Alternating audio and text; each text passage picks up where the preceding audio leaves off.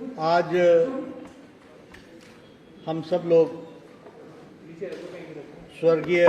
पंडित दीनदयाल उपाध्याय जी की 105वीं जन्म जयंती मना रहे हैं।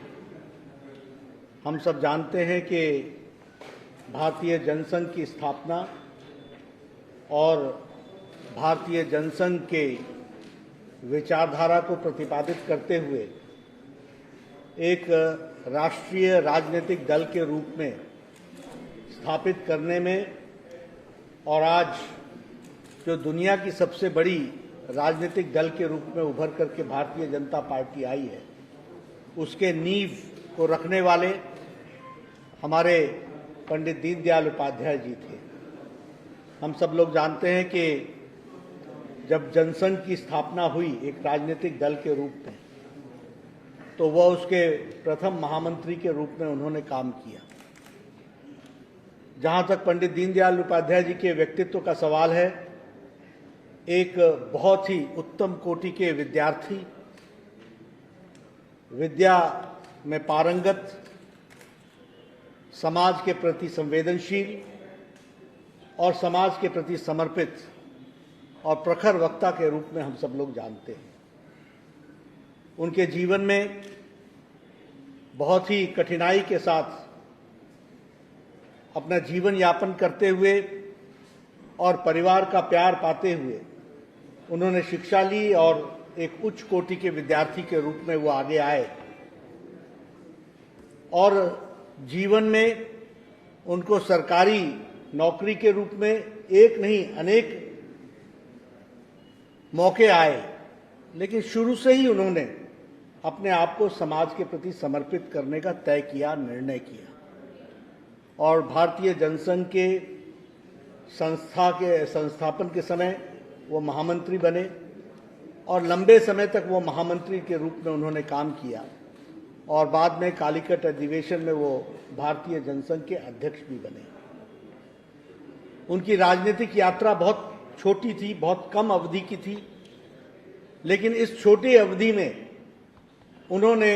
अपने आप को और जनसंघ को बढ़ाने में अपनी बहुआयामी प्रतिभा के कारण बहुत कम समय में जनसंघ को स्थापित करने में उनका एक विशेष योगदान था। वो एक ऐसे राजनेता थे जिनमें तीनों गुण उपस्थित थे, विद्यमान थे। वो एक राजनेता भी थे, वो एक संगठक भी थे और वो एक विचारक भी थे। अगर हम राजनेता के रूप में उनको देखें तो हमारे को ध्यान में आता है कि 1951 की स्थापना जनसंघ की होने के बाद बहुत ही कम अवधि में भारत की संसद में डॉक्टर श्यामा प्रसाद मुखर्जी के नेतृत्व में भारतीय जनसंघ को एक स्थान दिलाने का काम, एक प्रमुख विपक्ष की भूमिका दिलाने के काम में उनका एक बहुत बड़ा योगदान था। अगर हम संगठक के रूप में उनको देखें तो बहुत कम समय में उन्होंने भारतीय जनसंघ को एक अखिल भारतीय रूप देने में वो सफल हुए थे। और अगर हम विचारक के रूप में देखें तो हम देखते हैं कि एकात्म मानववाद का प्रतिपादन करने वाले और भारतीय जनसंघ को एक विचारधारा के साथ जोड़ते हुए एक विचार यात्रा की तरफ आगे बढ़ाने में उनका विशेष योगदान था। अगर हम बात करें एकात्म मानववाद की तो हम कह सकते हैं कि आज उसी यात्रा को आगे बढ़ाते हुए, उसका अनफोल्डमेंट करते हुए भारतीय जनता पार्टी आज अग्रसर प्रधानमंत्री मोदी जी के नेतृत्व में हो रही है। यदि आपको याद होगा, जब पहल जनता पार्टी की सरकारें बनी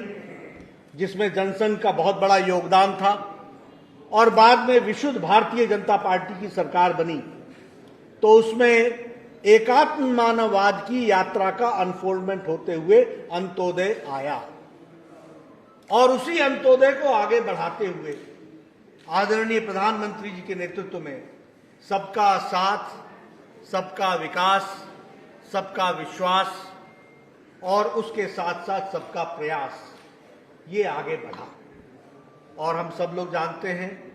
कि फिर चाहे आर्थिक विषय हो, चाहे सामाजिक विषय हो, दोनों ही विषयों में और चाहे वो सोशल सेक्टर के में अपना योगदान का विषय हो, सभी विषयों में प्रधानमंत्री जी की योजनाएं उसका प्रेरणा स्रोत एकात्म मानववाद रहा और अंत्योदय से वो यात्रा बढ़ते बढ़ते सबका साथ, सबका विकास, सबका विश्वास और सबके प्रयास तक पहुंचा है। फिर चाहे वो जनधन योजना हो, फिर चाहे वो इकोनॉमिक इंक्लूसिव के कार्यक्रम हो, फिर चाहे वो डायरेक्ट बेनिफिट ट्रांसफर हो, फिर चाहे वो आयुष्मान भारत हो, फिर चाहे वो उज्ज्वला योजना हो, फिर चाहे वो उजाला योजना हो, फिर चाहे वो प्रधानमंत्री गरीब कल्याण अन्न योजना हो, फिर चाहे वो प्रधानमंत्री गरीब किसान किसान योजना हो। ये सारी योजनाओं में अगर आप देखेंगे कि किसान को सबल बनाना, गरीबों को संबल बनाना, उनके लिए आर्थिक दृष्टि से उनको मजबूती प्रदान करना, उनके स्वास्थ्य की चिंता करना, स्वच्छता अभियान के माध्यम से महिलाओं का सशक्तिकरण करना, सौभाग्य योजना के तहत गरीब आदमियों के मूलभूत सुविधाओं को पहुंचाने की योजना बनाना, ये सारे कार्यक्रम जो प्रधानमंत्री मोदी जी के नेतृत्व में चल रहे हैं, यह एकात्म मानववाद के विकास यात्रा का एक परिणाम के रूप में हम सबको देखने को मिला है। और हम सब जानते हैं कि आज इन योजनाओं के तहत भारत की तस्वीर बदल रही है और भारत की स्थिति में जिस तरीके का आर्थिक उत्थान आया है, उन सब की वैचारिक यात्रा पंडित दीनदयाल उपाध्याय जी की विचार यात्रा से प्रारंभ होती है। आज हम लोग सभी बूथों पर उनका कार्यक्रम कर रहे हैं और इन बूथों के माध्यम से, जिनकी संख्या है 10,40,000 बूथों पर यह कार्यक्रम हो रहा है, और उनको हम याद करके उनके कार्यक्रम करके एक वैचारिक दृष्टि से हमको ताकत मिले, हमारे कार्यकर्ताओं को ताकत मिले और उस स्पष्टता के साथ हम समाज की सेवा में प्रधानमंत्री मोदी जी के नेतृत्व में आगे बढ़ें और देश को एक सबल राष्ट्र के रूप में हम आगे बढ़ाने में अपना योगदान करें। इस कामना के साथ आज 105वीं